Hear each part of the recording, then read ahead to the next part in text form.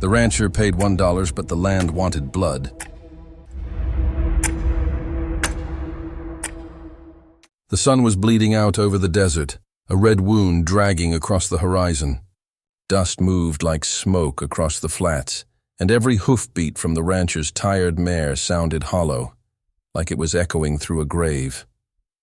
He'd been riding for 2 days straight, guided by nothing but a yellow deed folded inside his coat pocket. $1, that's all the paper had cost him. Cheap land for a desperate man. When he finally saw it, a crooked barn slumped against the dying light. He felt no pride, no victory. Just a kind of heavy stillness. The fences leaned, the windmill moaned on one rusted blade, and a crow perched on the ridgepole stared like it had been waiting. The mare refused to step closer. Her muscles locked tight, ears twitching to some sound the man couldn't hear. He dismounted slow, boots sinking into soil that wasn't quite dry.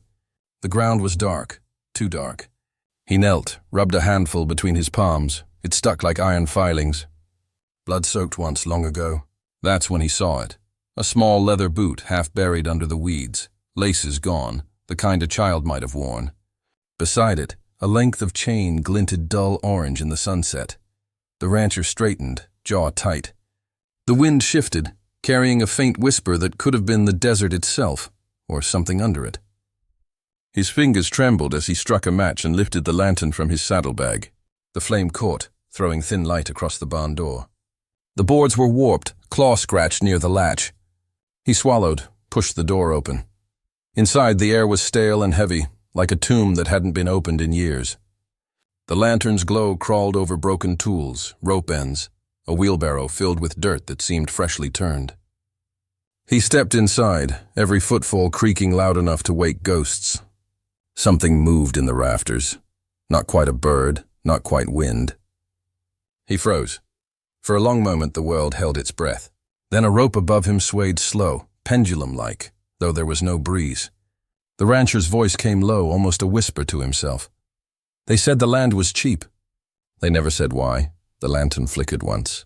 Then darkness swallowed the frame. The rain came down in sheets, hammering the tin roof like 1,000 iron nails. The rancher's horse shied from the thunder and bolted into the dark, leaving him alone beneath the leaning jaw of the sky. The cabin stood at the edge of the ridge, its windows half collapsed, its chimney coughing smoke that shouldn't have been there. He pushed through the warped door and stepped inside, shotgun ready, breath white in the cold air. Inside, the smell hit him first, smoke, rot, and something sweet, like old fruit gone bad. A lantern burned low on the table. Next to it sat a woman, her clothes little more than rags, her eyes hollow but alert. She didn't scream, didn't flinch, just said almost calmly, "You shouldn't have come here tonight." The rancher froze, hand still on the stock of his gun. "Didn't know it was taken," he muttered. "This here's lot 13, mine by deed," she laughed once, a broken sound that didn't quite belong to laughter. "Paper don't mean nothing to the dirt. You bought more than land." She turned back to the fire, poking the coals with a stick. The light flickered, revealing scars along her wrists and a face marked by months of hunger and fear. He shut the door behind him, sealing out the storm. The wind howled through the cracks, carrying with it faint voices that might have been the storm, or might have been something else. He glanced around, walls blistered with old water stains, shelves empty except for a rusted horseshoe and a Bible missing half its pages. The floor sagged under his boots. "Been here long?" he asked. "Long enough to hear the ground breathe," she said, eyes fixed on the floorboards. "Long enough to know it don't like strangers." Her words crawled under his skin. He kneeled near the boards, running his palm across the wood. There was warmth beneath it, a faint pulse of air, as if something large and slow moved underneath. He drew back his hand. "There's a tunnel?" "No tunnel," she whispered. Just the land remembering what's buried. Lightning flashed through the window. For an instant the room filled with light, and the shadows on the wall twisted like they were alive. The rancher's jaw tightened. "You can stay till the storm passes," he said. "But come morning, I'm claiming what's mine." Her gaze lifted, and for the first time her voice softened, not from fear, but pity. "You can't claim what ain't done taken yet. He ignored her, set his pack by the door, and checked his rifle. The wind rattled the shutters like bones in a tin can. He sat by the cold hearth, trying to dry his coat. The woman knelt by the lantern, lips moving in a prayer that didn't sound like any he'd ever heard. The rhythm of her words rose and fell, matching the strange breath of the floor beneath them. Outside, thunder rolled across the plains. Inside, the cabin exhaled. The rancher lifted his head, the boards beneath him swelling and sinking like lungs.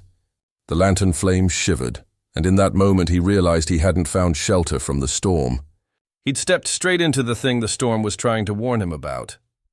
The storm finally broke sometime before dawn. The air hung heavy with that strange silence that follows thunder, a silence thick enough to hear your own heartbeat.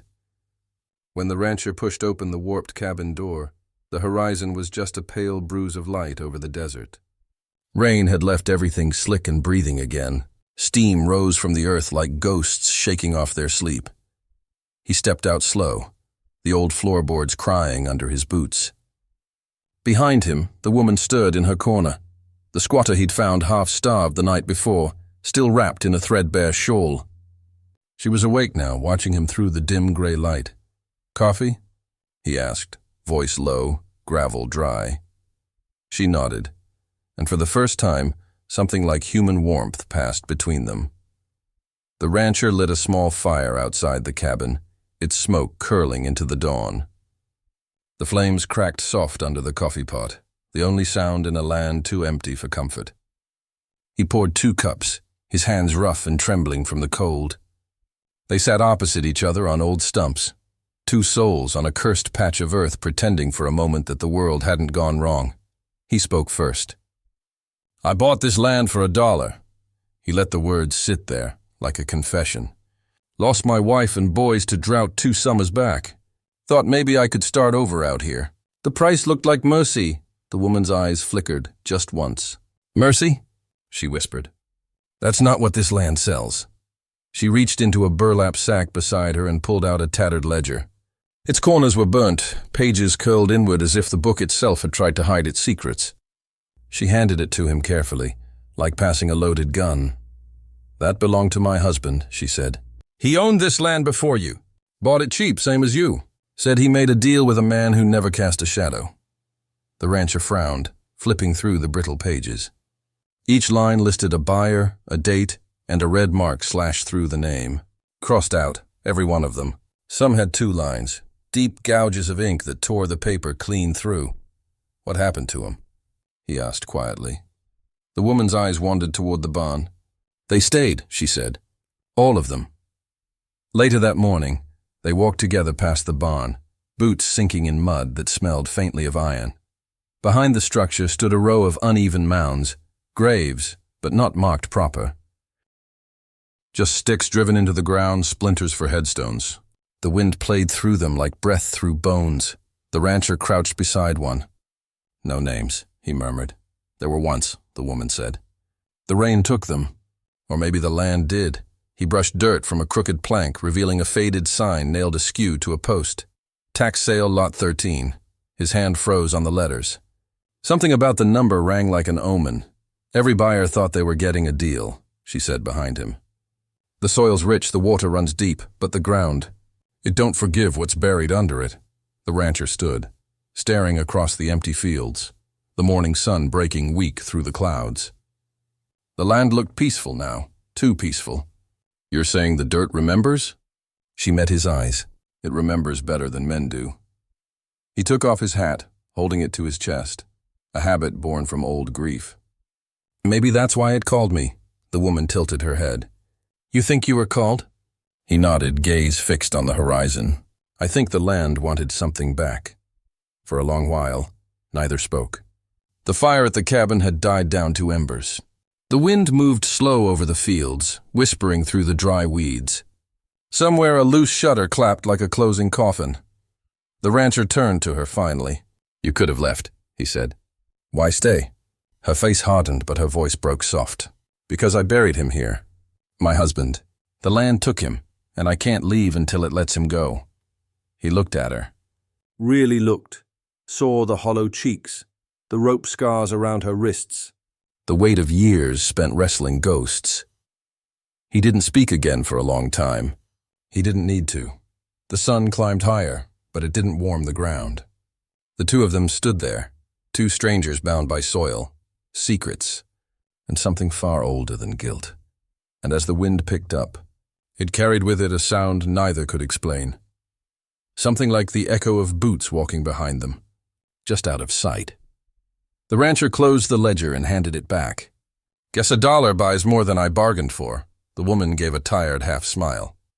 "Every bargain's got blood on it." "Question is, on whose?" He stared once more at the graves, the red clay still damp from the rain. Then, quietly, "Maybe it's time someone paid the land back." The woman's eyes glinted, not with hope, not yet, but with recognition. The kind that said she'd been waiting for someone to say those words. The wind blew colder then, and for a moment the rancher thought he heard whispers under it. Names, faint and tired, spoken by the land itself. He didn't know it yet, but the ground beneath his boots was already awake. The wind had gone still that night, the kind of still that makes a man's heartbeat sound too loud in his own chest. The rancher sat by the window, oil lamp low, the woman asleep by the fire. Outside, the world was drowning in fog. Even the coyotes had quit singing. Then came the hoofbeats, slow, heavy, deliberate. He rose from his chair and peered through the warped glass. A lone rider stood at the edge of the fence line, motionless, framed by the moon like some shadowed monument. The horse beneath him was gray, but its eyes glowed the color of embers. The rider wore a clean government coat, brass buttons gleaming faint in the mist. No mud on his boots, no dust on his hat. He sat straight and stiff, like he hadn't breathed in 100 years. The rancher opened the door, rifle half raised. "Evening," he said, cautious. "You're a long way from town," the man's voice carried without echo. "I came for the deed." Something about the way he said it, the deed, made the rancher's stomach tighten. He reached into his coat, pulled the crumpled paper free, and held it up against the lantern light. "Bought it fair," he said. $1, signed and sealed in Redford County. The rider tilted his head, the fog curling around his shoulders like smoke. Then he smiled, not kindly. "You didn't buy the land," he said softly. "You bought the bloodline," the rancher's pulse hammered. "What's that supposed to mean?" "It means," the man said, sliding his gloved hand across the fence post, "the dirt remembers what it's owed. And it's still short one soul."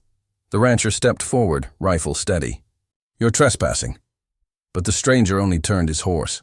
"Leave this place before the ground finishes what it started."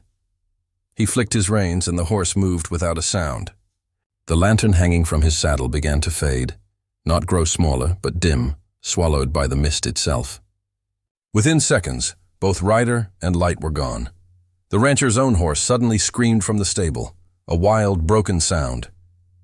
He ran to calm it, but the animal was thrashing, eyes white, as if it had seen the devil himself. From the cabin doorway, the woman appeared, pale and trembling. Her voice cracked like dry wood. "That wasn't a man," she whispered. That was the collector. And for the first time since he'd bought that cursed land, the rancher felt something shift deep under his boots, like the ground itself had just taken a breath. What would you have done? Stood your ground, or ridden hard into the fog? The morning after the collector's warning came gray and heavy, the kind of sky that looked like it forgot how to shine. The rancher rose before dawn, his breath white in the air, the world around him still holding its breath. He wasn't leaving, not now. The woman watched him from the doorway, wrapped in a threadbare shawl, eyes red but steady. She didn't need to ask what he was thinking.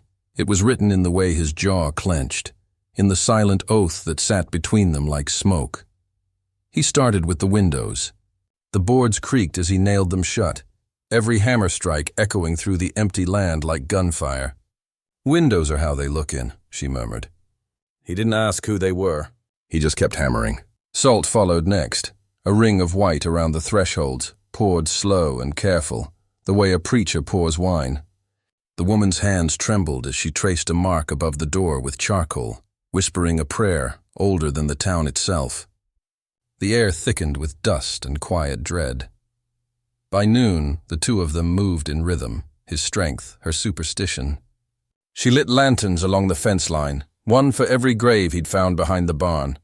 He filled buckets from the well, each splash of water sounding like a heartbeat in the silence. They worked without speaking much because the land seemed to listen. Even the wind moved slower, circling like a hungry thing waiting for dusk. When the fire pit was finally lit, its glow pushed back the chill, but not the feeling that something ancient was watching from the hills. The rancher checked his rifle, sliding a single bullet into the chamber, the same bullet he'd been saving since the war.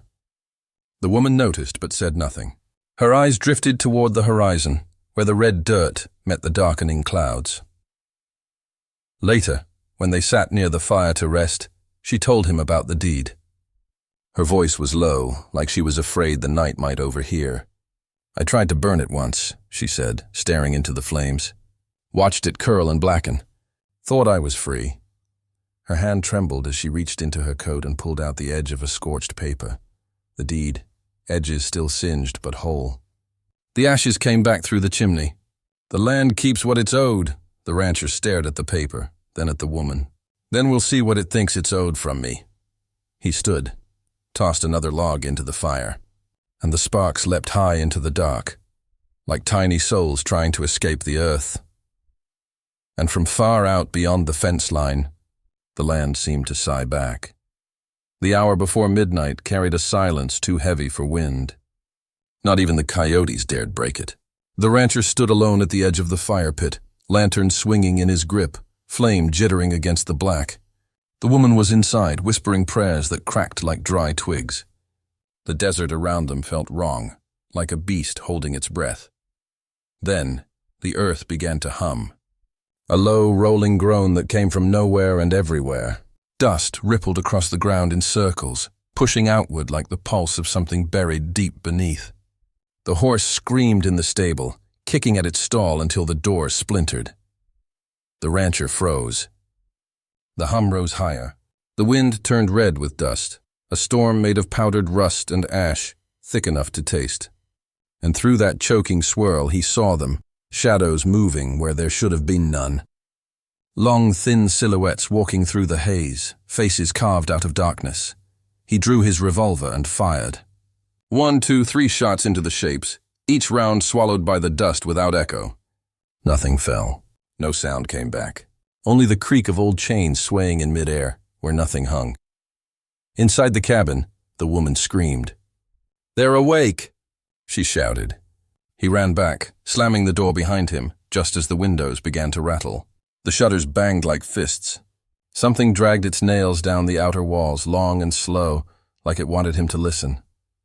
Lantern light flickered. The floorboards heaved once, then again. Dust fell from the rafters like ash from heaven. He looked at her. "You said you kept the land quiet," he growled. "I did," she cried. "Until you lit the fire pit. What happens now?" She met his eyes. "Now the land collects." The walls flexed inward, the nails groaning in their sockets. The woman pressed her back to the hearth, clutching the crucifix she'd carved from fence wood. The rancher could see the outline of hands pushing against the boards, palms smearing black soot across the inside as if the walls themselves were bleeding. "If that had been your land, your deed, would you have burned it too, or tried to keep what the land refused to give?" The morning came slow, dragging itself across the blackened plains like a wounded beast. Smoke still clung to the air, thick and bitter as gunpowder. The cabin, once a symbol of hope, now leaned on its broken beams like a dying man on his knees. Charred boards cracked and hissed in the wet air. The fire that had roared through the night was nothing but memory now. And ash. The rancher stood in the ruin, one arm wrapped around his ribs, his face streaked with soot and blood. His hat hung low over his eyes, brim burnt through in one corner. Each breath sounded like a confession. Around him the silence was too deep. No more whispers in the walls. No more chains rattling in the dirt. The land, for the first time since he'd bought it, was quiet. A few yards away, the woman stirred. She was covered in ash, her hair matted and wet, her dress torn by the storm that had followed the fire. When she spoke, it was a whisper that barely reached him. "It's quiet now," she said. "It's finally quiet." The rancher limped closer, every step heavy as guilt. He dropped to one knee beside her, his body trembling from exhaustion. "You're still breathing," he said, voice rough as gravel. She gave a small broken laugh. "So's the land." He looked out toward the horizon, where dawn finally cut through the smoke. The light hit the scorched earth, turning black soil into something that shimmered like glass. Rain began to fall, first in slow drops, then steady, washing over the ruins. The first rain the valley had seen in years. It hissed when it touched the embers, steam curling up around him like spirits leaving the ground. The rancher reached into his coat and pulled out what was left of the deed. The parchment was brittle, burned at the corners, the ink nearly gone. Still, he could make out the words, $1, full ownership. He stared at it for a long moment, then let out a bitter chuckle that turned into a cough. $1, he muttered. And a lifetime in return. He tossed the deed into the fire pit. It caught instantly, curling into blackened fragments that rose on the wind and vanished. The woman watched silently, her eyes reflecting the faint glow. When the last piece turned to dust, the rancher knelt beside the ashes and whispered, "Maybe now the land got its dollar's worth." The rain came harder then, softening the scorched soil, washing away the soot, feeding something deeper beneath the earth. From the dirt, the first sprouts of green began to show, faint, fragile but alive. The rancher removed his hat, held it to his chest, and looked skyward.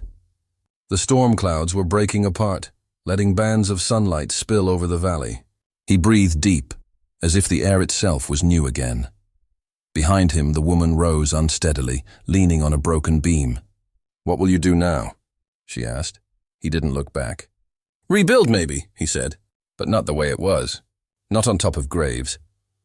A pause. Then her voice, soft but certain. "Then maybe the land will let you." He turned to her, meeting her eyes for the first time in daylight. No ghosts there, just tired people still standing. Together they watched the rain roll across the plain, turning ash to soil and soil to promise. A crow landed on a fence post nearby, shaking the rain from its feathers. For once it didn't caw. It just watched. The wind that followed smelled of cedar and wet dust, clean, forgiven. The rancher spoke one last time, his voice low, almost carried off by the wind. "Land don't forget, but maybe it forgives, if you pay what you owe." He picked up his hat, set it firm on his head, and started walking toward the horizon where the sun broke through. The woman followed, one step behind, her shadow stretching beside his as they disappeared into the light. And as the rain fell on the valley, on graves, on ashes, on the stubborn roots beneath, it whispered like a promise that would finally be kept. In the West, every acre asks for payment, sometimes in coin, sometimes in blood. But when a man stands his ground and sets things right, the land remembers that too. He pauses, voice fading with the rain. "Tell me, folks, what would you have paid?" Fade to silence and sunrise.